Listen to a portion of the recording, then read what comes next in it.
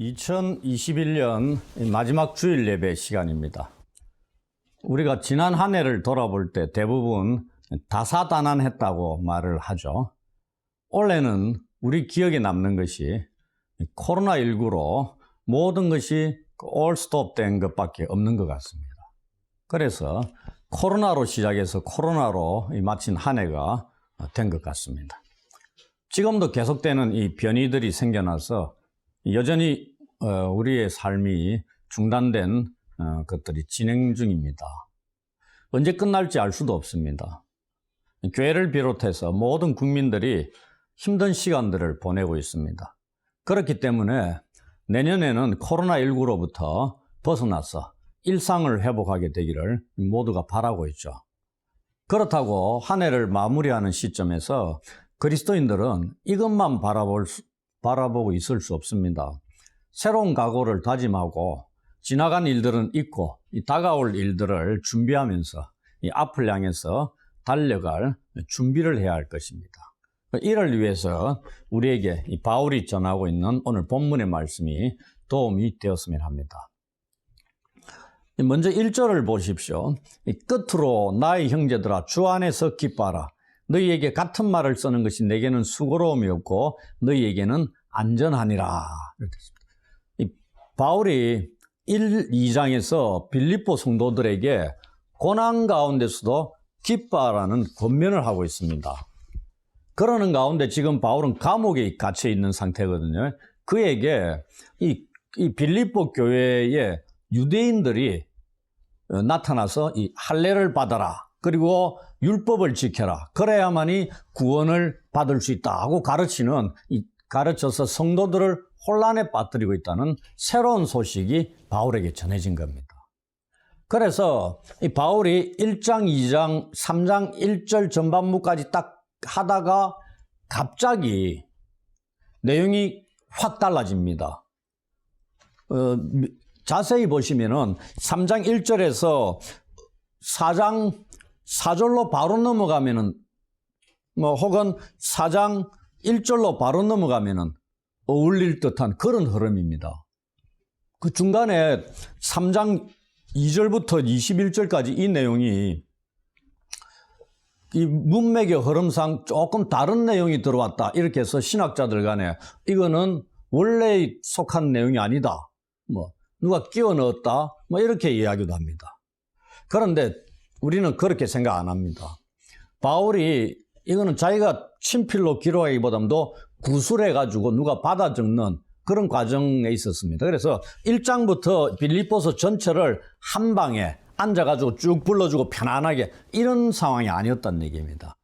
오늘 요 정도 불러주고 하다가 갑자기 새로운 소식이 들은 거죠. 그럼 어떻게 합니까?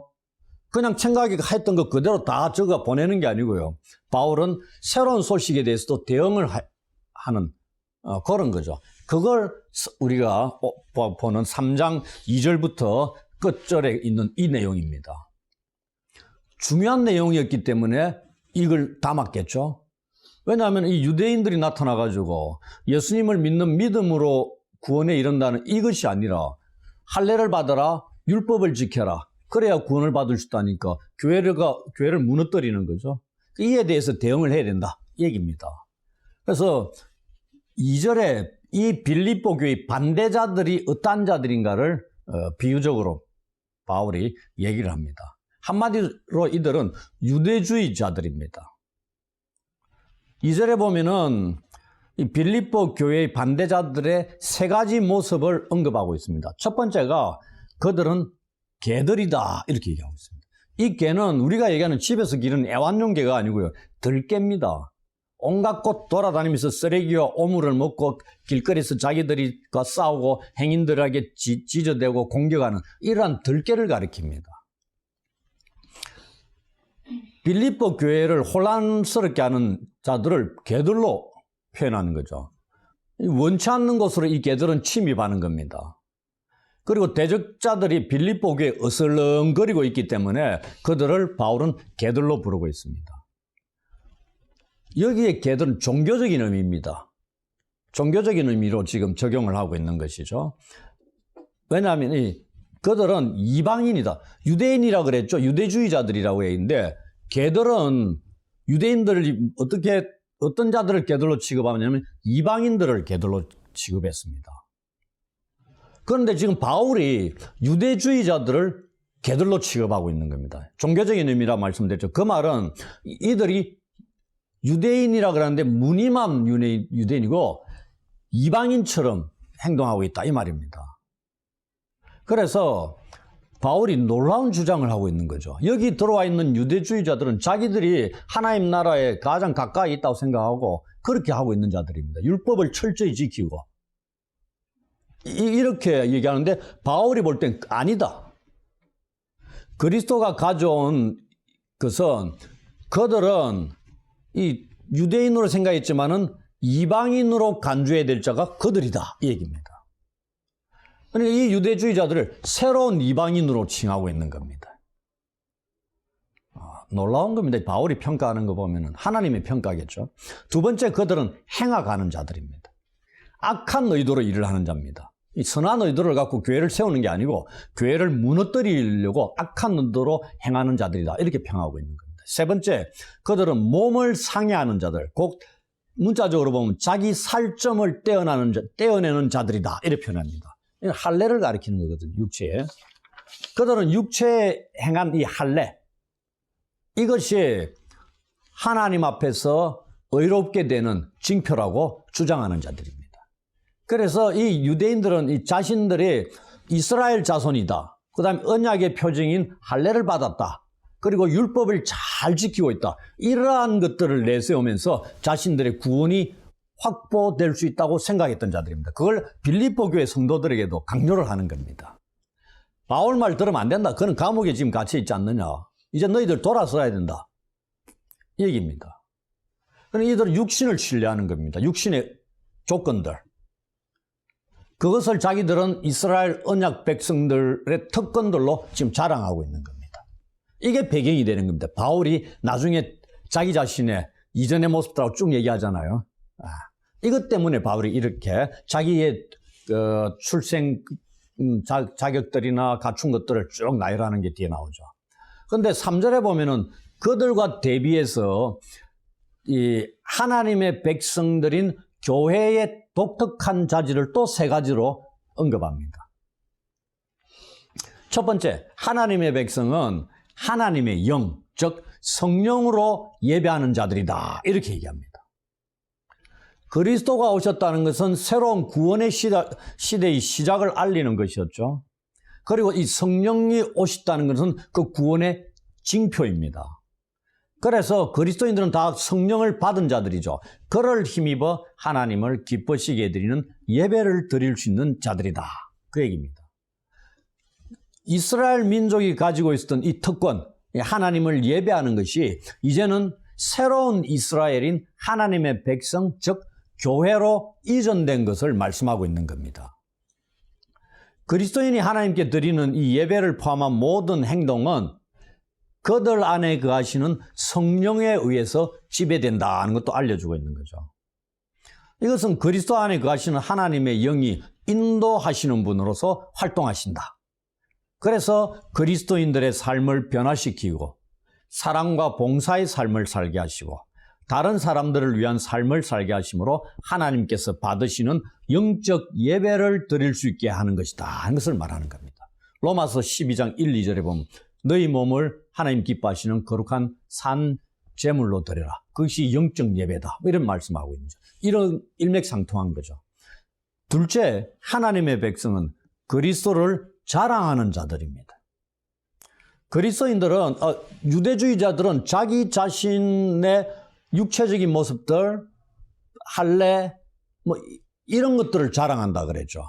그런데 하나님의 백성들은 예수님을 자랑하는 자들이다. 자기 자신의 선행 때문이 아니죠. 그리스도 예수 안에서 그리스도인들은 승리하고 기쁘고 자랑스러운 태도를 가지고 있는 자들로 묘사하고 있는 겁니다. 그래서 그리스도인은 예수 그리스도가 우리의 기쁨에 넘치는 자부심이요 자랑거리가 된다는 것을 내세우는 자들입니다. 세 번째, 하나님의 백성은 육체를 신뢰하지 않는 자다 이렇게 얘기하고 있습니다.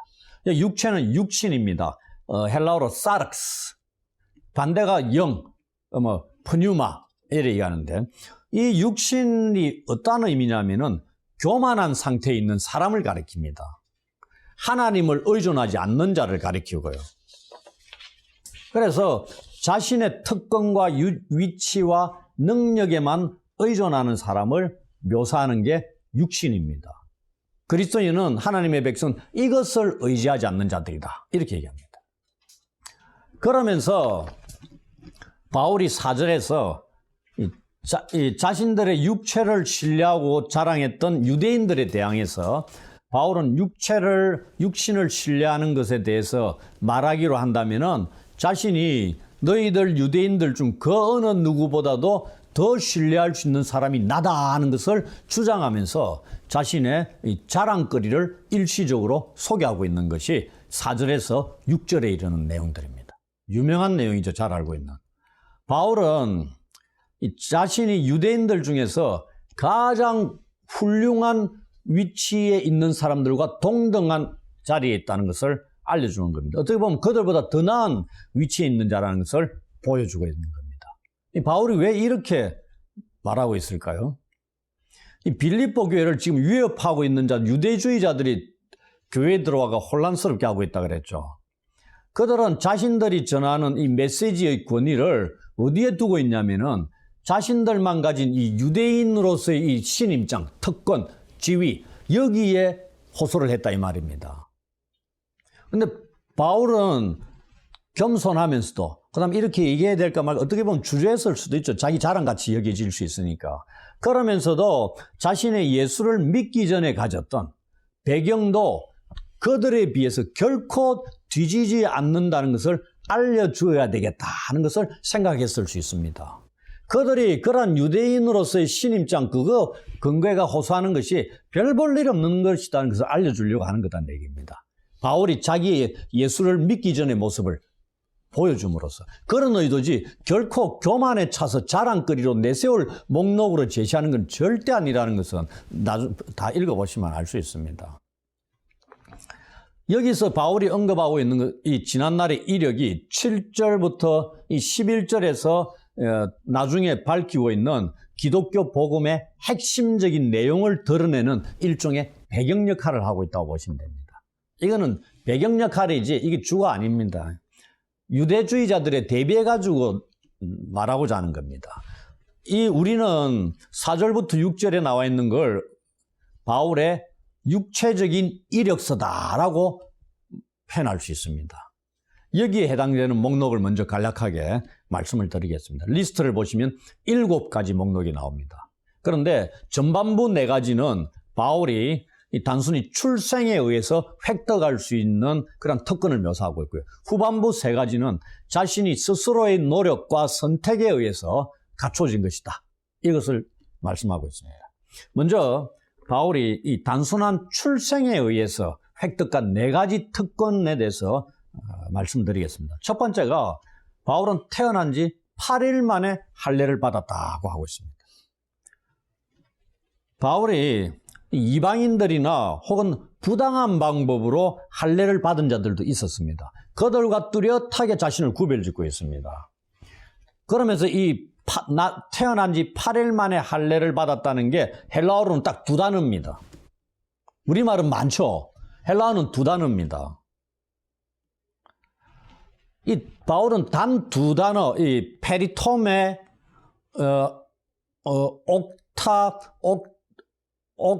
옥타에메로스 이런 뜻입니다. 이런 2단어입니다.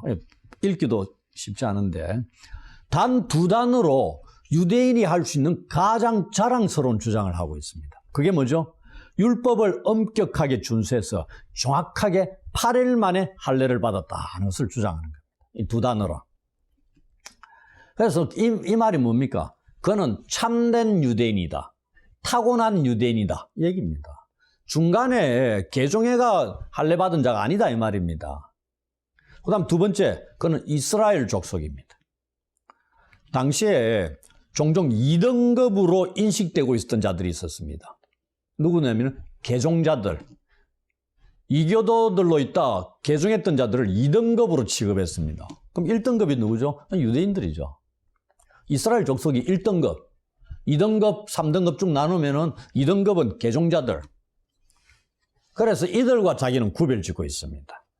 출생에 의해서 바울은 하나님의 백성이 되었다는 것을 알려주고 있죠. 그리고 백성들이 누리는, 이스라엘 민족이 누리는 모든 권리와 특권을 소유하고 있는 자다.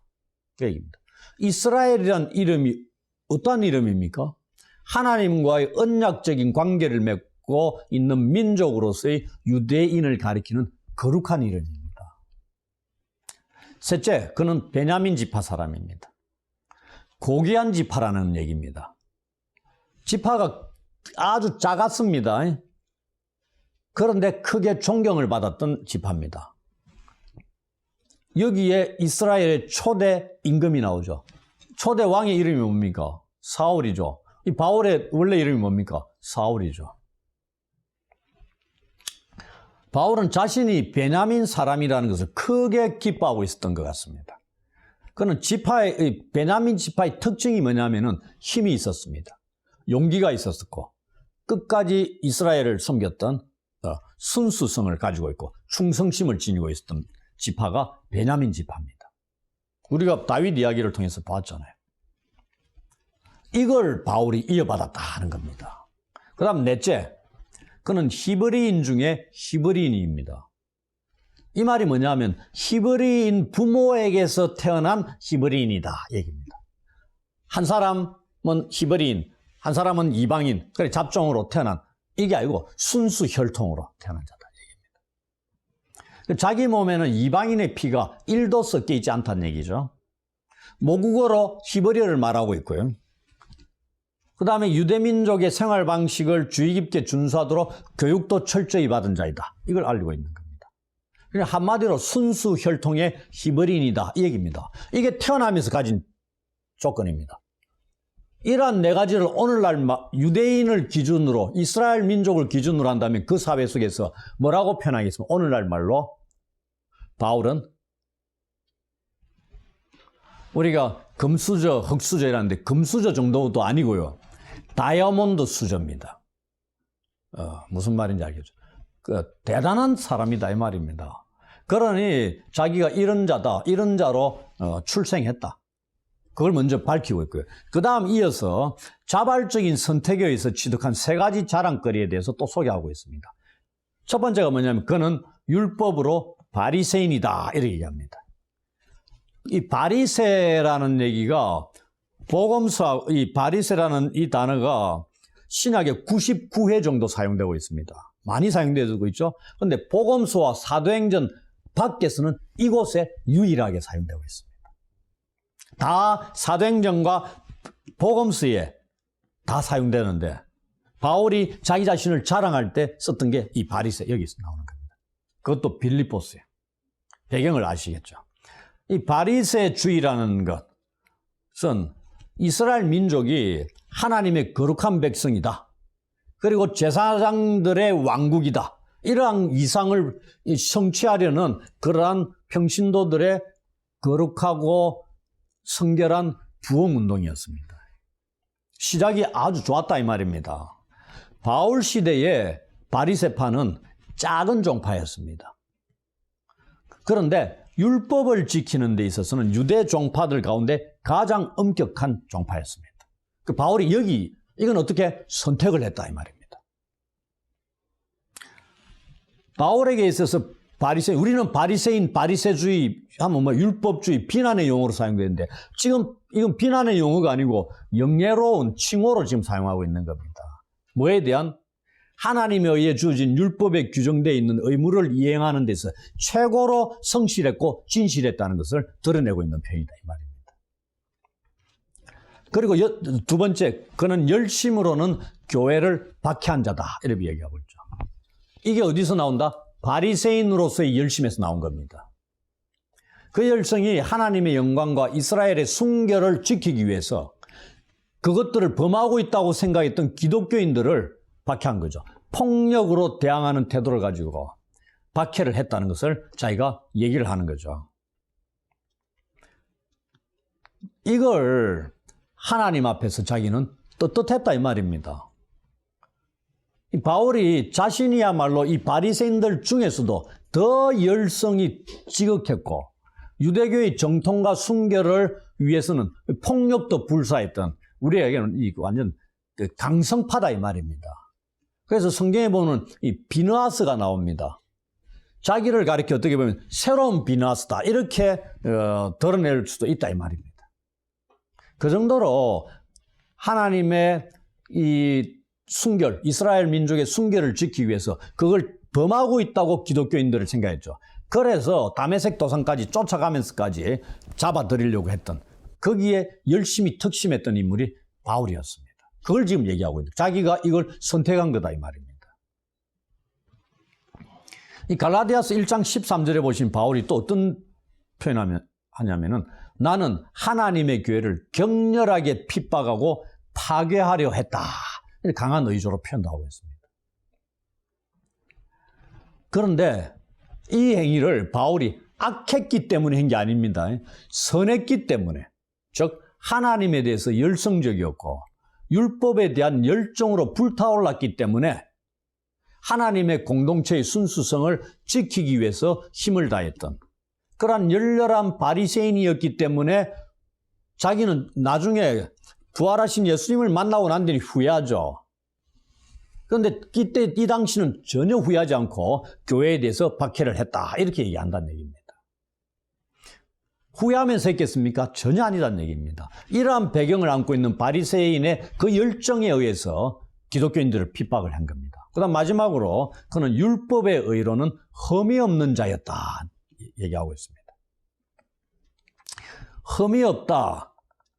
이 흠이 없다를 어떻게 또 달리 표현하냐면은 지금까지 그것을 지켜왔기 때문에 인간의 판단으로는 이 점에 있어서 나에게서 어떠한 흠도 찾을 수 없다. 이렇게까지 표현할 수 있는 겁니다. 바울은 이 구약 성경에서 말씀하고 있는 의로운 삶의 방식에 일치할 정도의 삶을 살았다. 이렇게 얘기합니다.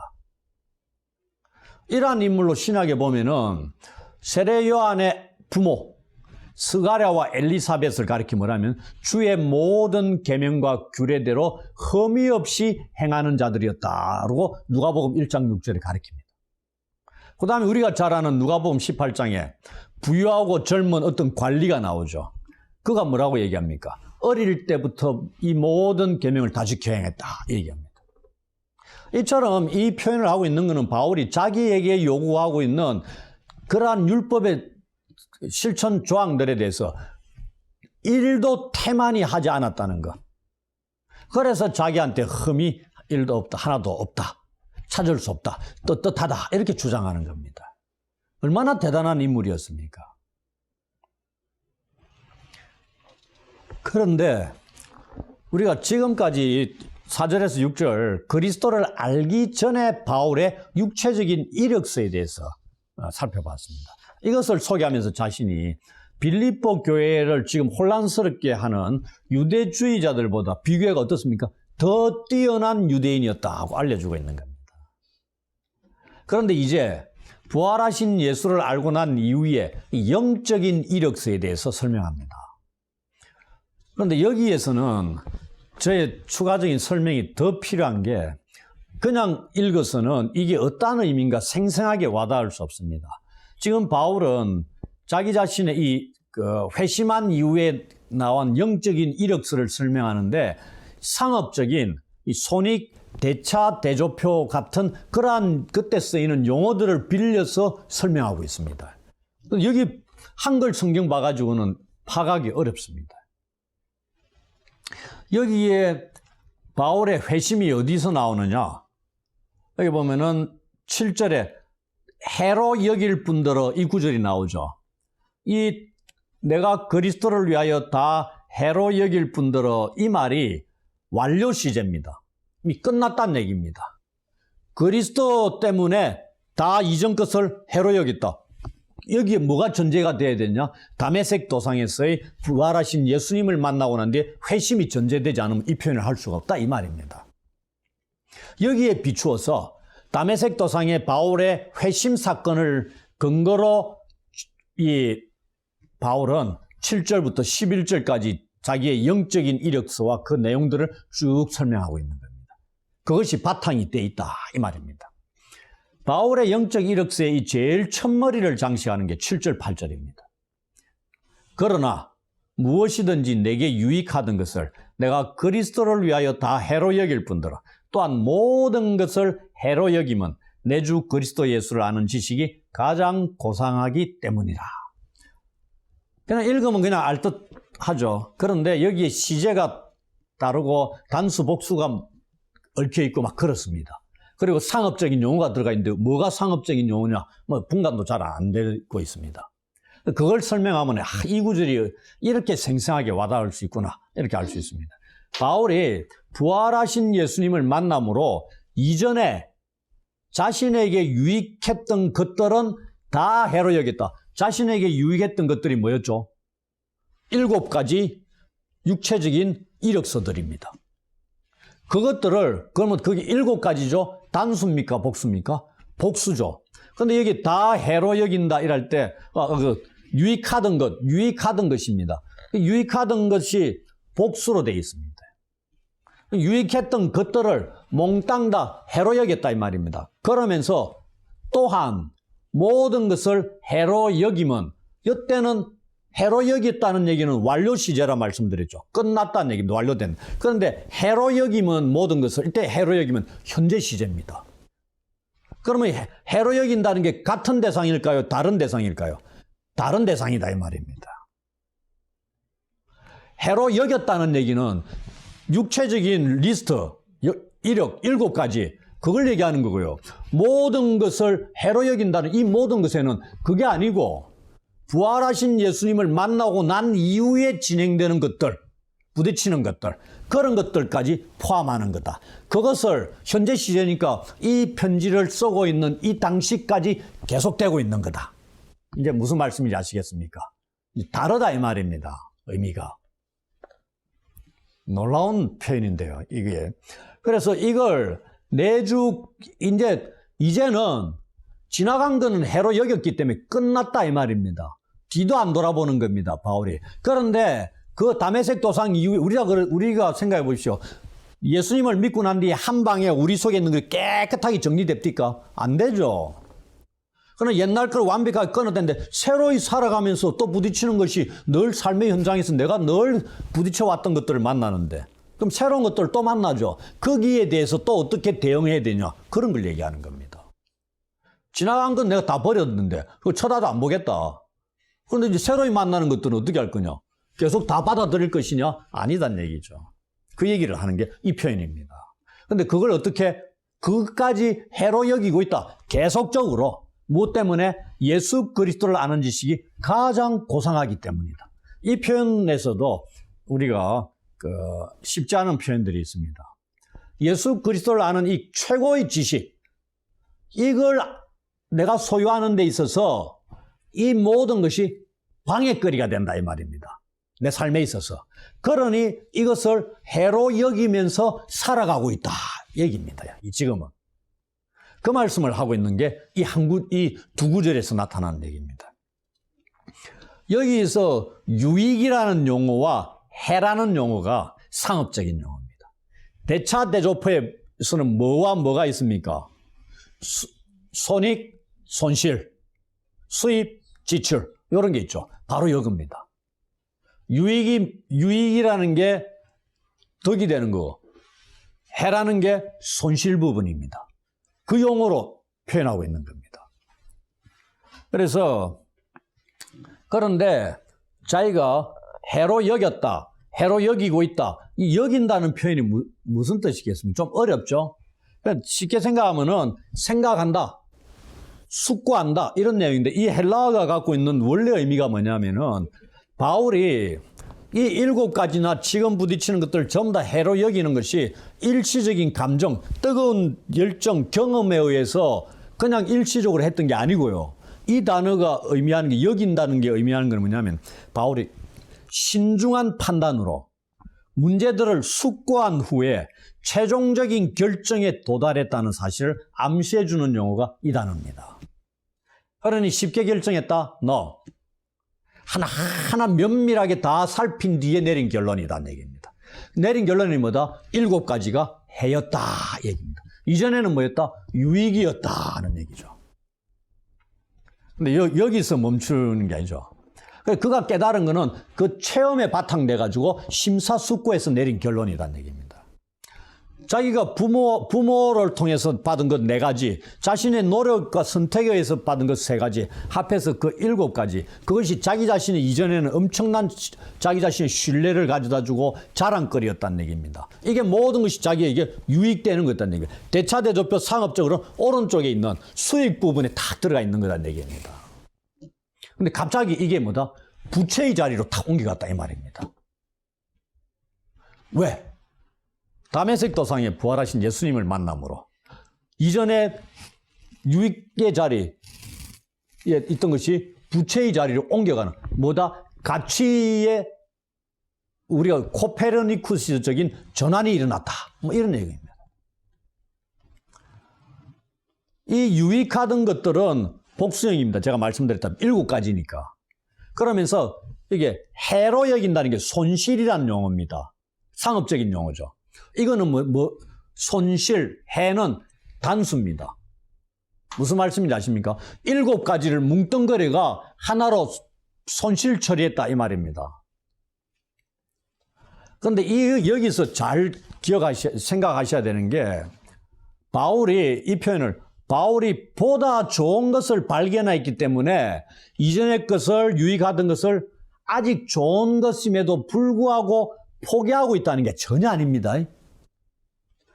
그리고 이것들이 여전히 가치 있는 건데 내가 과감하게 포기하고 있다. 절대 아닙니다. 이 표현이. 그러면 제가 방금 뭐라고 상업적인 용어를 했죠. 이게 뭐다? 유익이 아니고 손실이다 이 말입니다. 손실로 해당된 거다는 얘기입니다.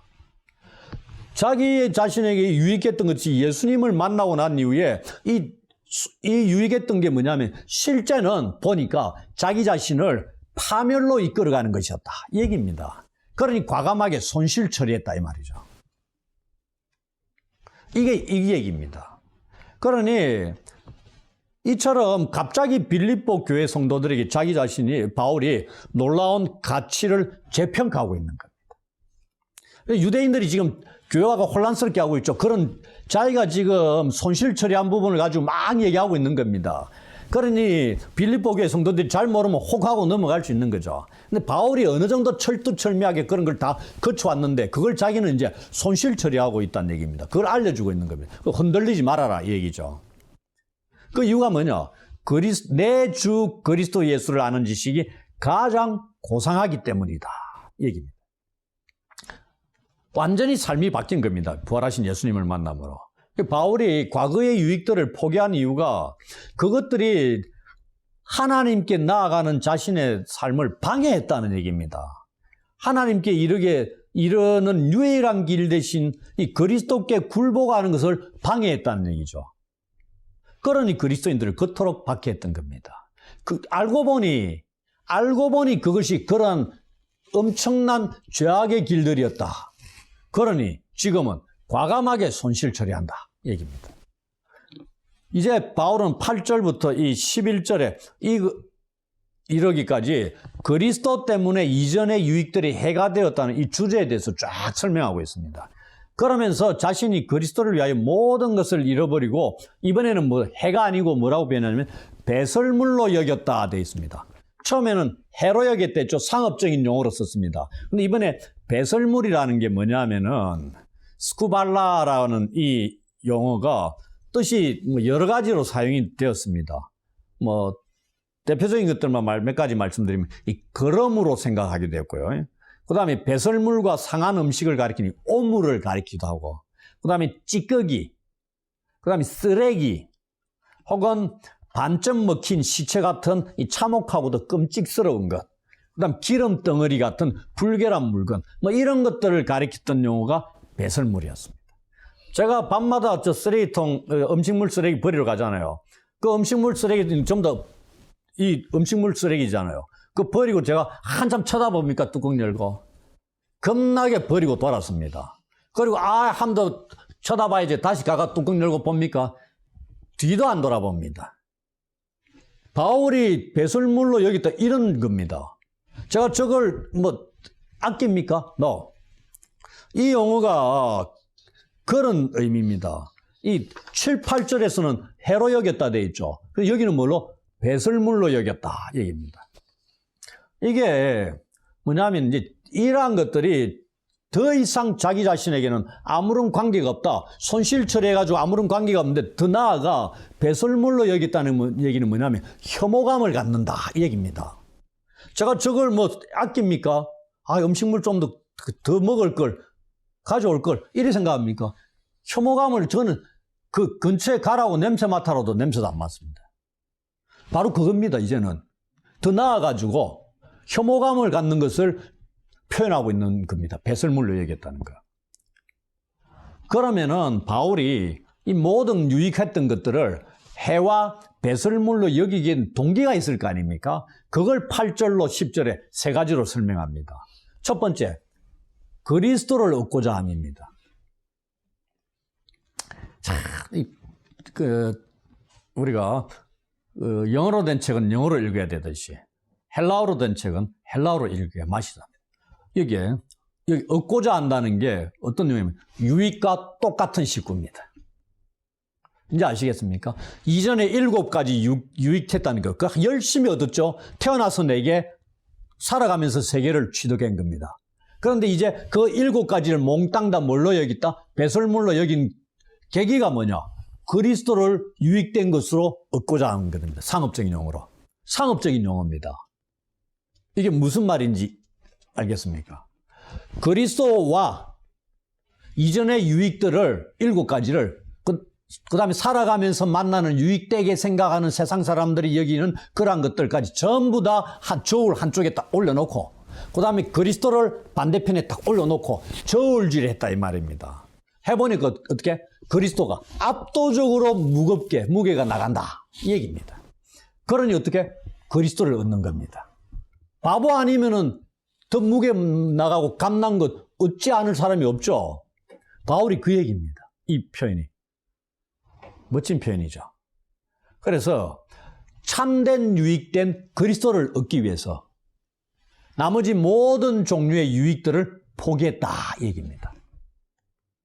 이게 하나님 나라에 들어가는 어린아이와 같이 되지 않으면 안 된다는 이 표현일 수 있습니다. 양손에 다 가지고 있는 게 어른들이라 그랬죠. 다 가지면 안 된다는 얘기입니다. 하나님과 재물을 동시에 섬길 수 없다는 게 그 얘기입니다. 그리스도가 가장 최고의 유익이다 그러면 나머지는 전부 다 포기하는 겁니다. 하나님 나라 땅속에 숨겨진 보화를 발견하면 몽땅 다 팔아가지고 밭을 산다 이 말입니다. 그런 행위를 얘기하는 겁니다. 바울이 그렇게 했다는 얘기죠. 둘째, 그리스도 안에서 발견되려 합니다. 어려운 말이죠. 무슨 뜻인지 알겠습니까?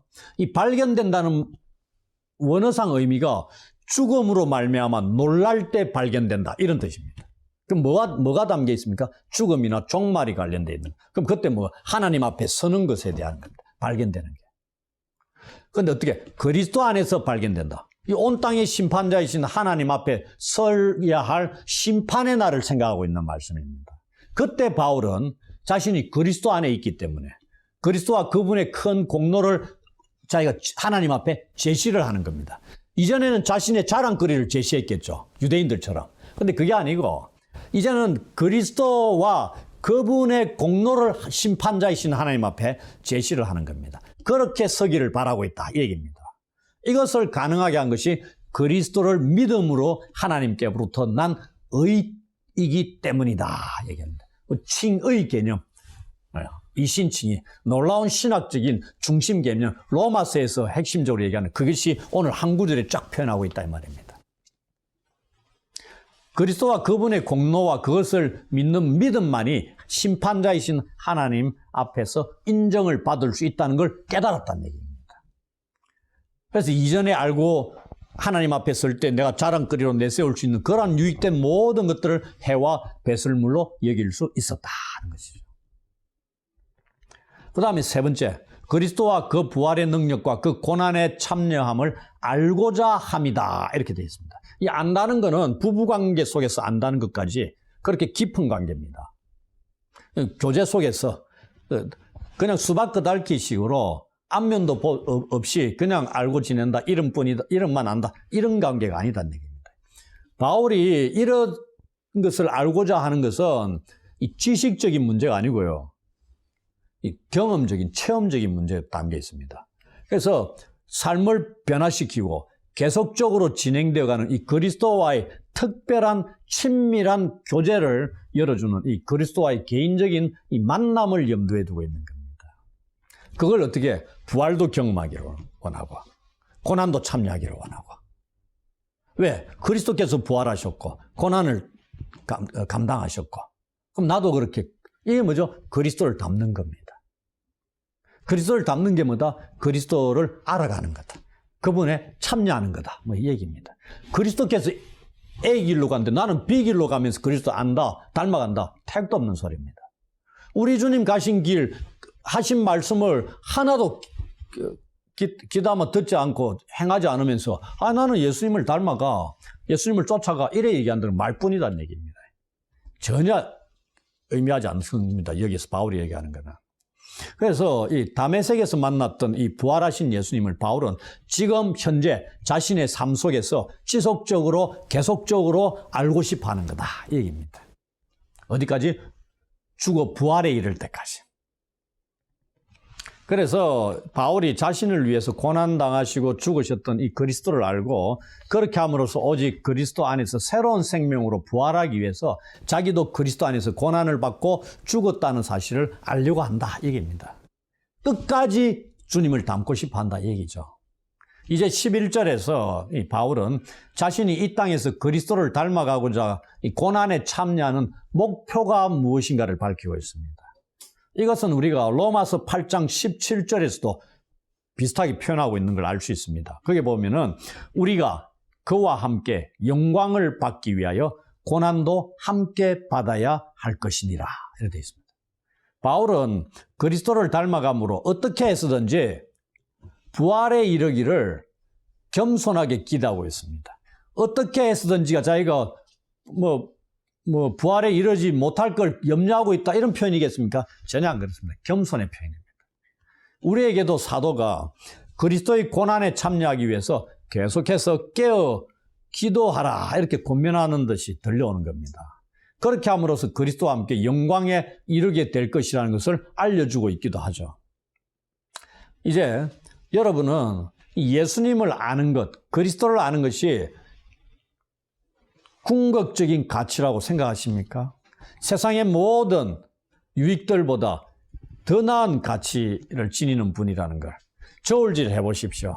그리고 하나를 선택하시고 나머지는 해와 배설물로 여기는 그런 모습들이 일어나야 된다는 얘기입니다. 아직까지도 우리에게는 하나님께 나아가는 것과 예수님을 알아가는 것을 방해하는 요소들이 많이 있습니다. 세상 사람들 보십시오. 출생 배경, 사회적 지위 등 인간적인 이점이나 업적들을 얼마나 많이 따지고 거기에 그것을 얻기 위해서 노력합니까? 너무나 처절하게 노력을 합니다. 그런데 바울이 뭐라고 얘기합니까? 하나님 앞에 서는데 그것은 전혀 무가치한 거다 얘기입니다. 해와 배설물이다 얘기요. 바울이 그래 얘기하고 있습니다. 최고의 자리 같은 다이아몬드 수저와 같은 그러한 위치에 있었던 자가 해와 배설물이다 얘기합니다. 그러면 우리는 한번 좀 다시 우리도 숙고할 필요가 있는 거죠.